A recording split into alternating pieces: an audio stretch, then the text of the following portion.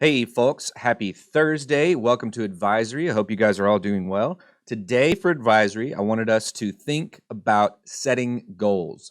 There are two types of goals we're going to talk about in Advisory. The first is long-term goals, and these are goals that you want to set to achieve with a large amount of time.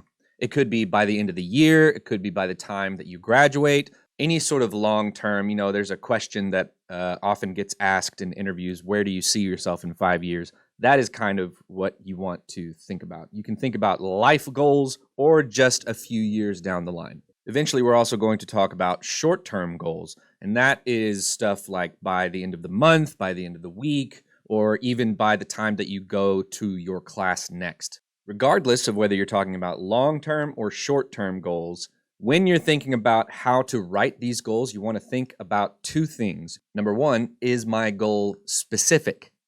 You want to think about what is the exact outcome that I'm looking for by setting this goal. So a non-specific goal would be like, I want to get better at guitar.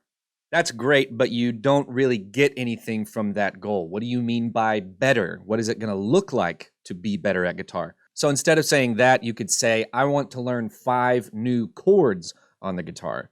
You are getting better at guitar, but there are specific things that you're trying to do, and you know when you have achieved those things. Your goals should also be achievable or reasonable. Think about what is realistic for you to do with the amount of energy and time you have to do it. This is very important for your self-esteem and confidence when it comes to setting these goals, because if you set the goal way too big and you don't achieve that, well, you're going to feel bad about not achieving that.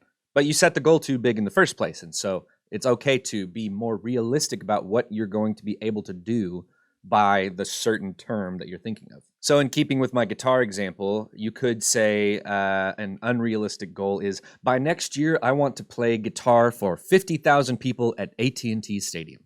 Now, unless you are Taylor Swift or Beyonce or Karol G or somebody like that, then you're probably not going to be able to do that. But what might be more realistic and achievable to you would be something like, by next year, I want to play guitar at a local open mic night at a small restaurant or coffee shop or whatever. This is much more realistic and achievable than this, and because it is achievable, you're more likely to achieve it. And when you do, you'll feel very good. And then who knows? By the time you do enough of these, maybe you'll get to this right here.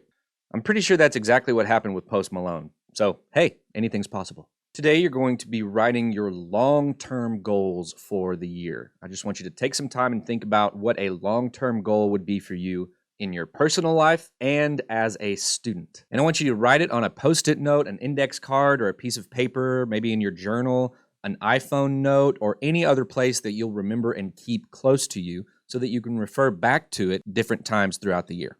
Enjoy setting your goals today. Be good to yourself and others, and I'll see you real soon.